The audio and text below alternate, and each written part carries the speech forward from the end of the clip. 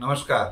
भारतीय स्वातंत्र्याचा अमृत महोत्सव ची फार मोठ्या प्रमाणामध्ये तयारी होत आहे. अनेक दिवस पुढे हे भारतीय स्वातंत्र्याच्या अमृत महोत्सवाच्या निमित्ताने कार्यक्रम होत आहेत.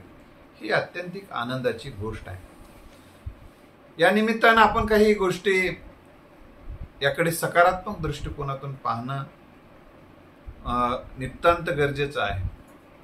आता काही जणांना काय म्हणाले की दुसरे पूर्वी फक्त सुती कापडाचा ध्वज होता, आता इतर कापडाला मान्यता दिलेली आहे, हे काही बरोबर नाही, असं काही एक विचार प्रभाव काही जण मांडत आहेत. मित्र, आता प्रत्येक घरावर पूर्वी फक्त शासकीय कार्यालयावर निमशासकीय कार्यालयावर ध्वज फडकला जात होता. तर आता घरोघरी जे ध्वज फडकला जात आहे, तर त्यासाठी ते तेवढं उपलब्ध होणार नाही हे शासकीय यंत्रणेच्या लक्षात आल्यामुळं ती सूट दिलेली आहे. त्याच्या मागे काही कटकारस्थान वगैरे आहे काय, अशाही पद्धतीचा एक विचार, एक व्हिडिओ मी आज ऐकला. कशाचं काय कटकारस्थान असणार आहे त्याच्यामध्ये काही कटकारस्थान नाहीये. आपण या निमित्तानं देशाचं चलन वापरायला आपल्याला प्रॉब्लेम नाही. देशाने दिलेल्या सुविधा घ्यायला आपल्याला प्रॉब्लेम नाही. आपण म्हणतो का मी हे चलन वापरणार नाही, म्हणतो का? जसं राष्ट्रीय चलन आपण वापरतो, राष्ट्राच्या दिलेल्या सर्व सुविधा आपण वापरतो. सोयी सवलतीसाठी रांगा लावतो, मग तिरंगासाठी विरोध करण्याचं काही कारण नाही करत. आणि हे लक्षात ठेवलं पाहिजे, आज जे सरकार आहे या देशामध्ये, वेगवेगळ्या केंद्रात वेगळं सरकार आहे, काही प्रांतात वेगवेगळ्या पक्षाचंही सरकार आहे. भारतीय स्वातंत्र्याचा अमृत महोत्सव जे होत आहे, या ठिकाणी आज भाजपाचं सरकार केंद्रामध्ये आहे म्हणून आपण विरोध करता कामा नये. कारण तिथं दुसरं काँग्रेसचं सरकार असलं असतं तरी हा भारतीय स्वातंत्र्याचा अमृत महोत्सव मोठ्या प्रमाणात साजरा झालाच असता. कारण ही फार मोठी गोष्ट आहे आणि हा देशाला स्वातंत्र्य मिळवून देणाऱ्या, या तिरंग्यासाठी बलिदान देणाऱ्या, हातातला तिरंगा सोडला नाही, बळी घेतले, गोळ्या खाल्ल्यापर्यंत. तर त्या इतर कोणत्याही, काँग्रेसचं असलं, मी काँग्रेसचं नाव घेतलं, पण इतर कोणत्याही पक्षाचं सरकार असं आलं असतं तरी भारतीय स्वातंत्र्याचा अमृत महोत्सव साजरा त्यांनी केलाच असता. त्यामुळे या पक्षानं करत आहे म्हणून असं कृपा करून विरोध करू नये अशी आपणास मी नम्र विनंती करत आहे. कारण काय होते, आपला देश जिंकला, फटाके फोडले जातात, पण दुसरा देशही जिंकला तरी फटाके कोणी फोडतात. आता ठीक आहे, त्यांचं त्या देशावर प्रेम असेल, किंवा एक खिलाडूवरती म्हणून आपण त्याच्याकडे बघितलं पाहिजे. बाबा ठीक आहे, त्यांनी चांगला खेळ खेळला म्हणून अभिनंदन, ठीक आहे, तशी भावना असेल तर अभिनंदनच आहे. पण भारत हारला, हा भारत आमचा नाही आणि तो दुसरा देश जो आमचा आहे, अशा पद्धतीची काही जणांच्यात भावना असू शकते. आता तसं काही नाही, त्याच्यात गद्दार म्हणण्याचं काही कारण नाहीये. आता बघा, भारतामधले आपले जे भारतीय आहेत, आपले भारतीय आहेत, दुसऱ्या देशामध्ये सुद्धा जे गेलेत वेगवेगळ्या देशामध्ये, तिथं गेल्यानंतर समजा इंग्लंडमध्ये भारतीय आहेत, तर तुम्हाला मी सांगेल किंवा जेव्हा भारत जिंकतो, इंग्लंड हारते, तेव्हा ते टाळ्या वाजवतात, त्याला भारताविषयी प्रेम वाटते. पण जे इतर देशातले जे लोक आहेत, तर आपल्या देशात थांबलेले असतील, तर त्यांचा देश जिंकला ते टाळ्या वाजवत असतात, फटाके फोडत असतात. पण भारतीय नागरिक असून आमचा देश तो दुसरा आहे असं जर कोणाला वाटत असेल, ते अत्यंत चुकीचं आहे. हा, तुम्हाला जर एखादा खेळाडू चांगला खेळत असेल, दुसऱ्या कुठल्याही देशाचा असो, त्याचं कौतुक केलं पाहिजे, त्याचं अभिनंदन केलं पाहिजे, काय प्रॉब्लेम नाही त्याच्यामध्ये. कारण खेळ हा खेळ म्हणून बघितला पाहिजे, त्याच्याकडे खिलाडूवरती म्हणून बघण्याची नितांत गरज आहे. आणि भारत हरला म्हणून एवढं नर्वस होण्याचं कारण नाही. आणि भारत जिंकला म्हणजे उत्सव म्हणजेच भारतीय प्रेम आहे असंही काही नाही.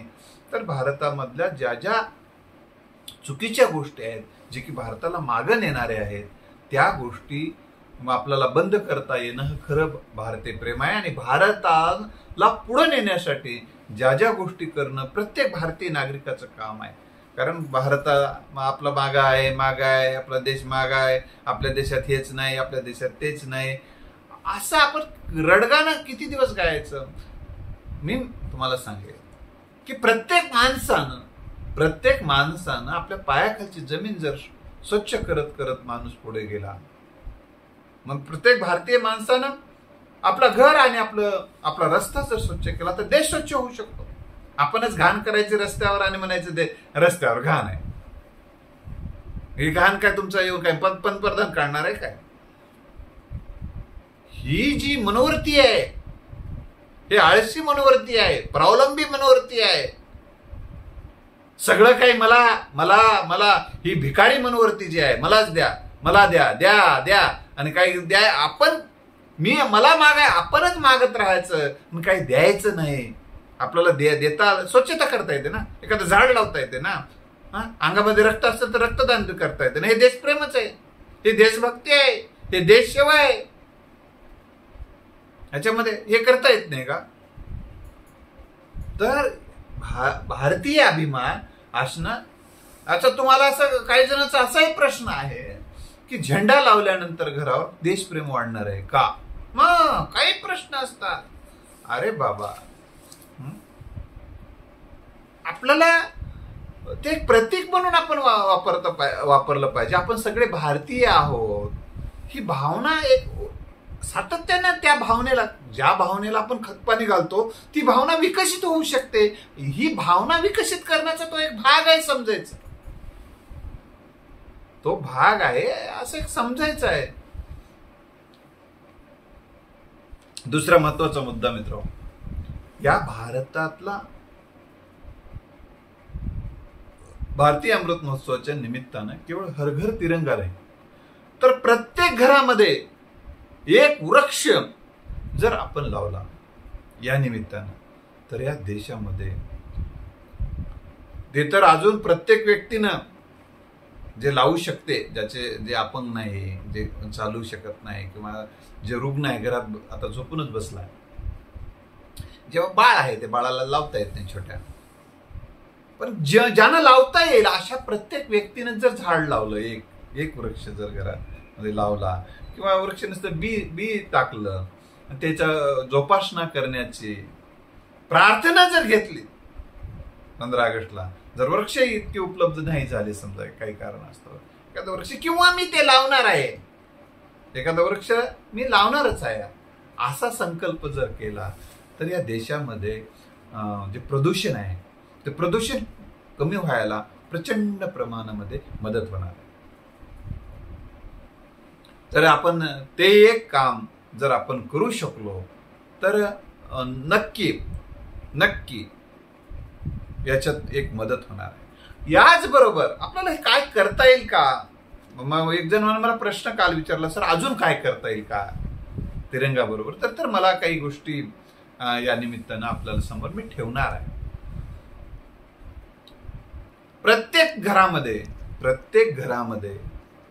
खरं तर ग्रंथ असणं अत्यंत आवश्यक. या भारतीय स्वातंत्र्याच्या अमृत महोत्सवाच्या निमित्तानं आपण एकमेकाला एक ग्रंथ तरी भेट देऊ शकतो. एक ग्रंथ जर भेट द्यायचं ठरवलं प्रत्येकाने, मित्र हो, या देशामधल्या जे दुकानामध्ये ग्रंथ बसलेले आहेत, प्रत्येकाने एक ग्रंथ जर या भेट देण्याचा प्रयत्न केला, ज्यांची कॅपॅसिटी आहे त्यांच्यासाठी सांगतोय.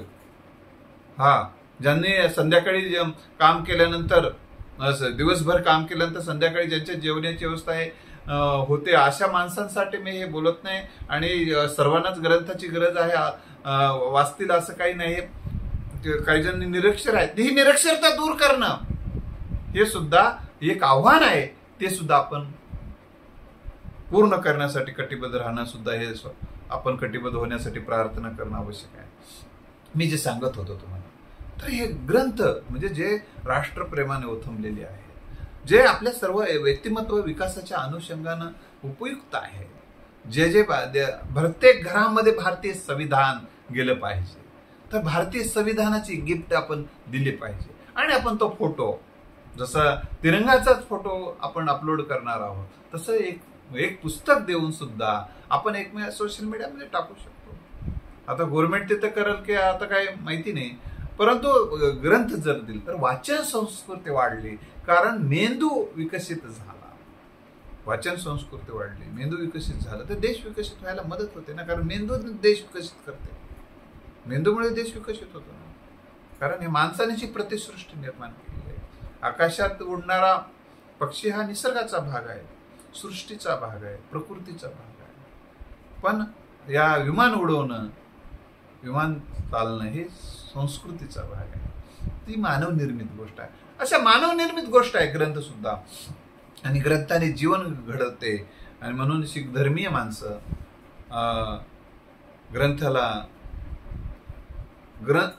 गुरु मानतात. ग्रंथाला गुरु मानतात.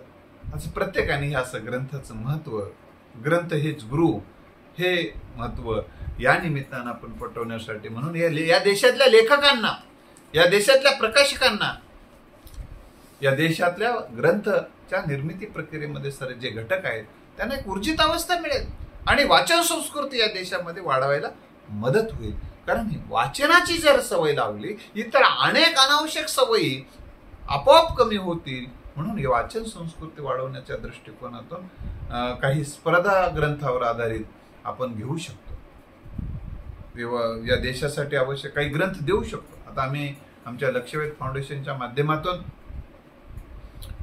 या लक्षवेध फाउंडेशनमध्ये जे अध्यक्ष म्हणून असणारे आमचे मार्गदर्शक एकनाथ उर्फ अनिल मोरे सर आहे, उपाध्यक्ष महाराष्ट्र राज्याचे पूर्व शिक्षक संचालक गोविंद नांदेडे साहेब आहेत, कोषाध्यक्ष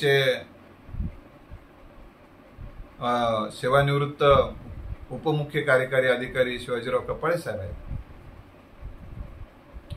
मी स्वतः सचिव आहे, सहसचिव म्हणून संगमेश्वर लांडगे आहेत, सदस्य असणारे राष्ट्रपती पारितोषिक विजेते शिवा कांबळे आणि एक इंजिनियर आणि उत्कृष्ट लेखक वक्ते शिवाजीराजे पाटील हे सदस्य आहेत. मार्गदर्शक आणि विश्वस्त म्हणून शिवश्री कामाजी पवार साहेब हे आहेत. मित्र, आता आम्ही एक 1000 ग्रंथ, भारत माझा देश आहे, हे भारताची जी आज पाठ्यक्रमाची जी प्रार्थना म्हटली जाते, त्यावर एक पुस्तक लिहिलेलं आहे यदुनाथतेनं, ते ग्रंथ आम्ही देणार 1000. आता प्रत्येक संस्थाने असं का एवढा 1000च द्या असं काही नाही आहे. प्रत्येकाने एक पुस्तक जरी देण्याचा निर्णय घेतला तर आपल्याला काय करता येईल या निमित्तानं आपण करूया. दुसरी महत्वाची गोष्ट मित्र, की बरेच जे उद्योजक आहेत, कोट्यावधी रुपये त्यांच्याकडे आहेत, पण हर घर तिरंगा, पण काही जणांना घरच नाही. आज रस्त्यावर आहेत,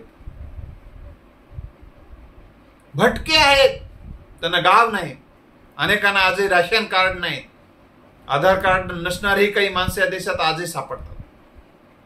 तर प्रत्येकाला घर उपलब्ध, जे घरच नाही त्याचा शोध घेऊन त्यांना या वर्षभरामध्ये प्रत्येकाला घर उपलब्ध. भारतातला एकही माणूस असा नसावा की ज्याला मला घर नाही सांगायला, त्याला घर नंबर नाही असं नसावं.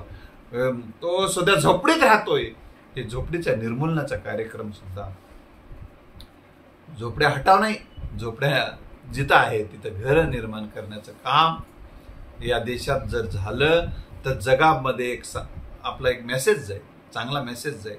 आणि ज्यांच्याकडे ही संपत्ती आहे, ज्यांच्याना हे काही योगदान देता येईल, ज्यानं जे योगदान देता येईल या निमित्तानं देण्याचा प्रयत्न करणं गरजेचं आहे. आणि हर घर तिरंगा या मोहिमेच्या माध्यमातून बऱ्याचदा अनेक चांगले उपक्रम शासनाच्या वतीने घेतले जात आहेत. आपण त्यांना प्रतिसाद देणं आपलं एक राष्ट्रीय कर्तव्य ठरते. चांगल्या गोष्टीला प्रतिसाद देणं, जे काही चुकीचं चाललेलं असेल त्याला विरोध करणं हा सुद्धा आपल्याला भारतीय संविधानाने दिलेला अधिकार आहे. आपण ते व्यक्त करू शकता. असं काही म्हणणं नाही जे काही सगळं शासन करते ते चांगलंच करते असंही काही माझं मत या मताचं मी नाही. म्हणजे चुकलं तर सांगा, तुम्ही मार्गदर्शन करा, आपलं ते कर्तव्य आहे. हा राष्ट्रप्रेमाचाच भाग आहे. मी काही बोलणार बाबा, जसं चलायला चलू द्या, उगं कशाला भानगडीत यावं, उगं इडी फिडी लागल, असं काही भीती बाळगण्याचं काही कारण आहे. लागू द्या, इडी फिडी काय लागायचे लागू द्या.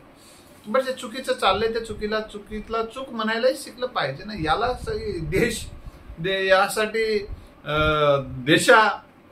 या देशातल्या अनेक स्वातंत्र्य सैनिकांनी बलिदान दिलेच ना. ही जी दहशत चालू आहे ईडीच्या माध्यमातून काल एका व्यक्तीसोबत माझी चर्चा चाललेली. त्याने असं म्हटलेलं आहे, ईडी कोणाला लावली चालली? जे भ्रष्टाचारी आहेत त्यालाच लावली चालली. काय हरकत नाही. तो काय आम्ही असं कधीच त्याचं समर्थन करत नाही की कोणाला जर भ्रष्टाचार असेल त्याला ईडी लावू नये, किंवा कायद्यानुसार ज्याच्यावर जी कारवाई करायची आहे ती करू नये. कारण शासन कोणाचे असो, कोणत्याही पक्षाचं सरकार असो, या देशातली न्यायालयीन व्यवस्था, या देशातली कायदेशीर व्यवस्था जी आहे, पोलीस यंत्रणा आहे, जे या देशातल्या चुकीच्या घटकावर नियंत्रण ठेवणाऱ्या ज्या यंत्रणा त्या काम केलेच पाहिजे. पण आपलं ते बाबा, लोकांचे ते कार्ट, ही मनोवृत्ती नको. आमच्या पक्षात या काहीच होणार नाही, शांत झोपा, मग काहीच टेन्शन नाही. हे जर आहे का नाही आता अजून माझ्याकडे त्याचे काही पुरावे आले नाही, परंतु त्याचा शोध चालू आहे. पण जनता म्हणते, जनतेचा आवाज आहे हा. जनता म्हणते की काही विशिष्ट पक्षाच्या लोकांना ईडी लावली जात नाही. ते काही धुतल्या तांदळासारखे आहेत का, असाही प्रश्न उपस्थित केला जात आहे. आणि एवढं असं जर हे जनतेचा आवाज असेल, काहीच पक्षाच्या लोकांना ईडी लावली जात आहे, काही जणांना सोडून दिलं जात आहे. म्हणजे एकाच गुन्ह्यासाठी काही जण मोकळे, काही जण बंदिस्त होत आहेत. आणि हे चुकीचं आहे असा जनतेचा जर आवाज असेल तर या देशामध्ये कोणी जर या दडपशाही करत असेल मग तर अराजक माजल्याशिवाय राहणार.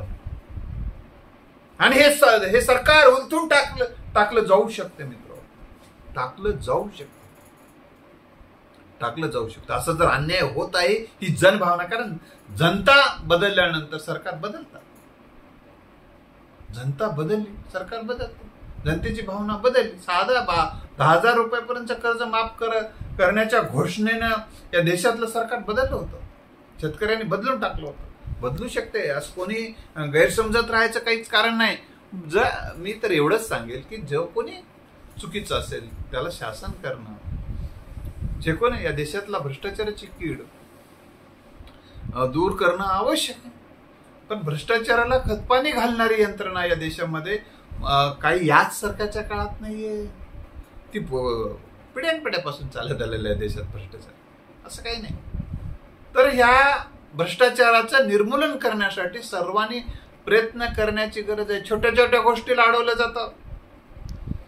काही कार्यालय शोध घ्या तुम्ही, याच्यासाठी काही स्वतंत्र यंत्रणा लावा.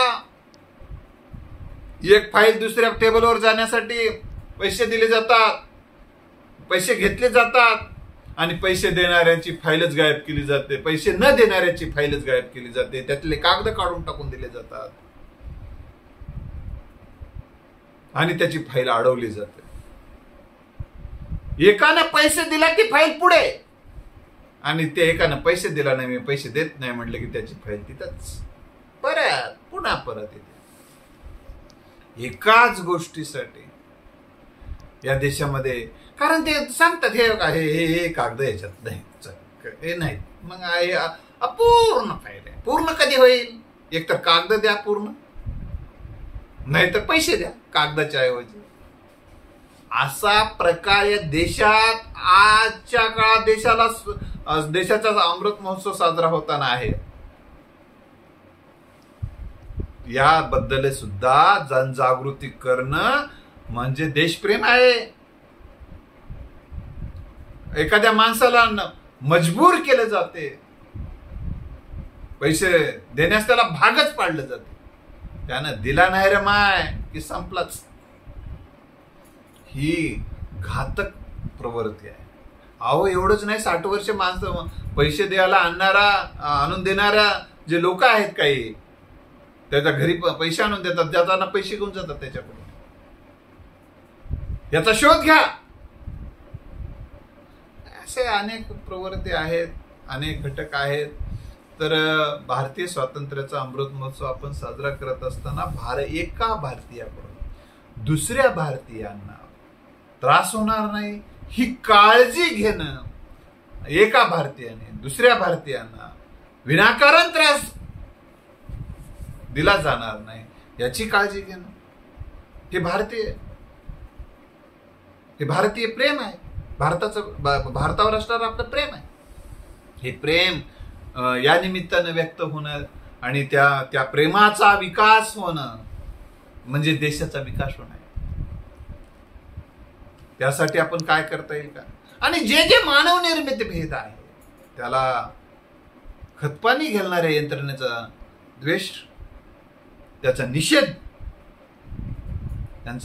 निषेध करणं आणि जे स्वातंत्र्य, समता, बंधुत्व, न्याय या मूल्यांचा जे पुरस्कार करतात, आविष्कार करतात, अंगीकार करतात, त्यांचा गौरव या निमित्तानं होणं ही सुद्धा अत्यंत चांगली गोष्ट ठरणार आहे. ती केली पाहिजे. मित्र, आज देशाला जसं समतेची गरज आहे तसं देशाला स्वातंत्र्य मिळालं, पण अजूनही काही माणसं स्वातंत्र्याचा उपभोगच घेऊ शकत नाही. इतकं त्यांना इथल्या हुकुमशाही, सरंजामशाही, दादागिरीची प्रवृत्ती अजूनही या देशामध्ये आहे. अजूनही काही दादागिरी केली जाते, अनेक माणसांचा आवाज दाबला जातो. ही दादागिरी सुद्धा उलटून टाकणं हे आता काही पुन्हा एकदा स्वातंत्र्याचं युद्ध लढावं लागते की काय, अशी परिस्थिती जी हुकुमशाही प्रवृत्ती, हुकुमशाहीचा लोकशाहीच्या गर्भामध्ये, लोकशाहीच्या पोटामध्ये हुकुमशाहीचा गर्भ वाढत आहे की काय, अशी भीती सध्या समाजाला वाटत आहे. म्हणून ही हुकुमशाही प्रवृत्ती, दादागिरी नाही चलेंगे म्हणायचं, रस्त्यावर येऊन आपण दादागिरी करायची, अशी काही या देशामध्ये काही जणांची विकृती आहे. ही विकृती सुद्धा आपल्याला नष्ट करण्याची गरज आहे. या देशात कोणाचीच दादागिरी चालता कामा नये. या देशात लोकशाही चालली पाहिजे. या देशात हुकुमशाही चालता कामा नये. म्हणून या देशामध्ये या सर्व मूल्यांचा आविष्कार करण्याची नितांत गरज आहे. आणि प्रत्येक ठिकाणी कायद्यावर बोट ठेवून आणि माणसं आयुष्यातून उठवण्याचा प्रयत्न केला जाऊ नये यासाठी सुद्धा प्रयत्न करणं गरजेचं आहे. कायदे हे माणसाला जीवनातून उठवण्यासाठी नाही आहेत. कायदे हे समाजाच्या विकासासाठी तयार झालेले. मग कायदा या देशाला स्वातंत्र्य मिळवून देण्यासाठी इंग्रजांनी लावलेले कायदे, जे कायदे जाचक होते ते कायदे मोडीत काढण्यासाठी आपल्या देशातल्या स्वातंत्र्य सैनिकांनी जीव दिला, लढा दिला. पण आजही जे कायदे, ज्या कायद्यामुळे चांगल्या माणसाला त्रास देणारे कायदे असतील, निष्पाप माणसावर अन्याय करणारे कायदे असतील, कोणालाही कायद्याच्या कचाटीत सापडायचं आणि त्याला बळी द्यायचा असा जर काही जणांचा प्रयत्न असेल तर तो सुद्धा होता कामा नये.